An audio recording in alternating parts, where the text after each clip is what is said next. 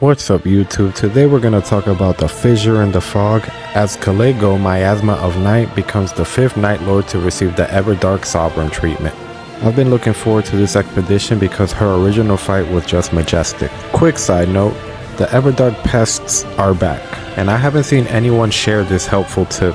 Noster the Moth has a poison mist attack that can attach a parasite to your character. This can be devastating, especially if you're running solo, as the poison drains your HP and only strengthens your enemy, as Farthest's Scream can agitate your parasite, which can be lethal as it takes a large portion of your health. I think Noster's poison mist also damages you more. You can clear the infection yourself by bringing a poison bolus into the fight, which can be the difference in your next expedition against the pest trio. But let's get back on topic. Caligo, Miasma of Night, was tasked with the order of reigniting the Nightreign community, as the last Everdark Night Lord had the community split because of the gimmick aspect of the fight.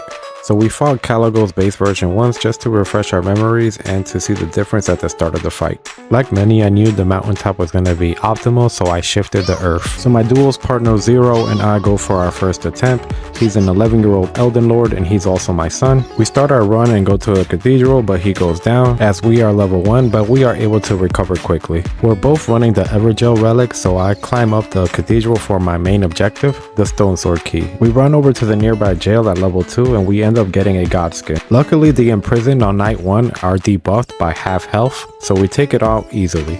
I take the 20k runes, we make our way to the nearby church, and then we see a nearby rise which he opens quickly. I'm able to just go to the top and collect the dormant power, jump down and collect some starlight crystals. We decide to check out what the field boss nearby is, and it's a royal revenant. We commit to fighting it at level 5, but we are able to succeed, and I take the improved incantation and sorceries in hopes for a good spell. We go to a nearby fort, I find a stone sword key. He already takes on the golem and we make short work of it. I take the dagger because of my 3 dagger relic, and then I check the spells, but they're trash. He marks the church at the edge of the map, I agree, but we make our way to the jail on the way there so we could get an additional 5% boost to our power. We complete the jail and I take the improved physical attack power, and we make our way to the church that he marked earlier. The zone starts to close in, so we couldn't hit the castle, but we decide to take a peek. He goes to the basement and I notice that there's Crucible Knights. As the zone closes, we decide to do this cathedral. I look for a stone sword key, which I find, and we take out the golem. My loot drop didn't work for either of us, so I just leave it and we make our way to the circle. We take out the soldiers and I am pleasantly surprised by the night boss, Godric. I don't remember the last time I actually fought Godric in this game. We put Godric to rest and I select improved dodging, even though Duchess's dodging is already OP. We open up the jail before day 2 starts so we can keep the 50% health debuff, and the Crystallians didn't have a chance against Raider. I take increased rune acquisition, which should make up for any runes that I skipped before. We decide to go for the last church before conquering the castle and then going for the mountain, and then Libra decides to curse us here. Unfortunately, we're broke here, so we can't pay the 35k runes to break the curse. Luckily, we pathed correctly and Libra is right next to us, so we decided to take him on. We are not going to be able to get 35k runes and come back. It was now or never, because this could break our run. His debuff is especially detrimental to my Duchess. Zero does go down here, but we're able to recover quickly, and then we do end up beating Libra and getting his power, which we ended up turning a curse to a blessing, really. We decide to do the only fire camp on the map for the boss's weakness, and I take a fire Wakizashi instead of the improved physical attack power. We decide to get back on track and finally conquer the castle. We go straight to the basement, as he said the basement boss was easy, and he was right. Sometimes we have to be villains and destroy the heroes. And I get blessed again with my absolute favorite drop, the Black Knife as Duchess. The castle with Crucies is an absolute rune mine, so we decided to take out some of the Crucible Knights because Libra took us off track. We decided to do just the ones that have drops. I ended up getting lower FP consumption. I decided to go with the improved stamina recovery.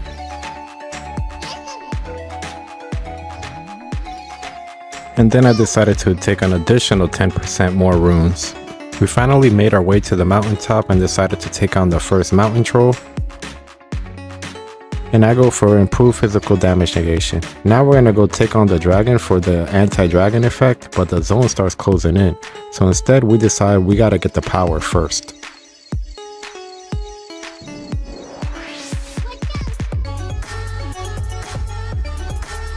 I should have healed before I got the power, as I lost my runes when I jumped off, unfortunately.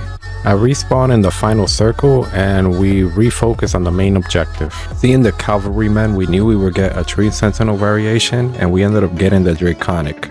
We humiliated him by defeating him before his soldiers. Father and son think alike, and we both decided to go with giant glint blades. I remembered the runes that I lost, so I ventured out to the storm because of the Libra buff, and then I saw the small dragon. We decided to take him out because the anti-dragon effect is just OP, especially for Caligo. Okay, finally, Sovereign, Frost, Dragon, Nightlord.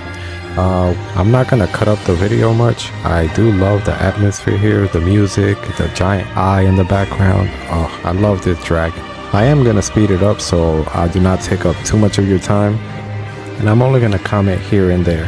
But let me know what you guys think. Did you guys like the footnotes version of the expedition, or would you guys rather see the whole expedition, maybe with our dialogue and our thought process throughout? I'm also thinking about putting some of his perspective in the video as well, so the next video should be an improvement.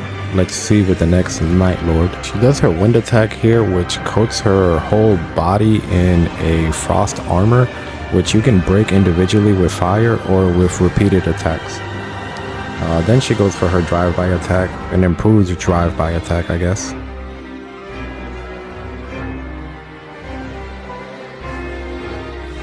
As you can see with the black knife, I just spam the Ash of War and then I spam the restage to double the effect. Zero does go down here, but we're able to recover quickly.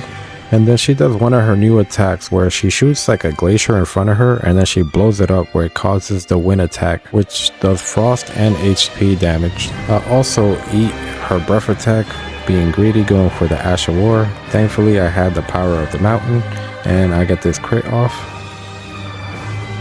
I backflip out of there from the PTSD that I have from fighting the Gaping Jaws whirlwind attack, and I meet the edge of the map. Thankfully I had improved dodging. Oh well, this is the end for Caligo. Good fight. As an 11-year-old, Zero decided to go play with his friends, which I understand, but I wanted to research a little bit more on this boss and feed my Nightreign addiction, to be honest. So I did 1 or 3 more solo runs. So her new relic basically trades the armament skill Chilling Mist to make your armament frost itself. And then it has a unique skill itself where it boosts your physical damage negation by 10%, but you lose the attack power while facing frostbitten enemies. So obviously the strategy is to shift the earth to the mountaintop so you could get the anti-frost resistance and the anti-dragon effect. The bosses on the mountaintop drop frost resistance and they do stack. As you can see here, I have 3 of them. You can also go to this baby camp on the mountain for frost boluses to further increase your frostbite resistance. After you get the mountaintop power, if you have time, you could take on the ice dragon found on the mountain. From my experience, it always drops a legendary. You can also go right back into the gas after night 2 if you're running with your friends or solo. If you're not doing the mountaintop, you may consider a relic that has improved frost resistance, which gives the same plus 75 frost resistance as this relic, which you can find in your expeditions. Lastly, if you find dragon wound grease, bring it with you. It's the same as the anti-dragon effect from the mountaintop dragon, but it lasts like 30 seconds. Okay, now here's what you guys actually missed in my expedition with Zero. He actually went down when we went to get the power here, which explains why he went down in the boss arena. If he had the frost resistance, the mountaintop, he would have survived here and not gone down because the frost would have been halved and his attack power would have been stronger, making this fight even more efficient. So the following day we decided to do another run and not use the mountaintop power.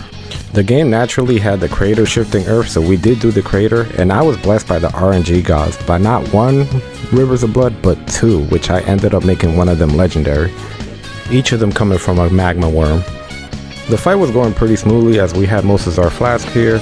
I tried to parry the ice storm, I don't think I did it correctly, and then I get careless and I go down here. Oops. Luckily Zero was able to res me real quick and we get back to work. I decided to put on my first suit since I didn't use it this fight, and typical as me as an executioner, I go down in that form. I suck with that ult. So now Zero is up 2-1 on me on reses on this boss fight. Ugh. Anyway, I hope you guys enjoyed this video. If you did, please drop a like, subscribe maybe, and drop a comment. Let me know what you guys think. Catch my DLC predictions videos here, and I'll catch you next time. Peace.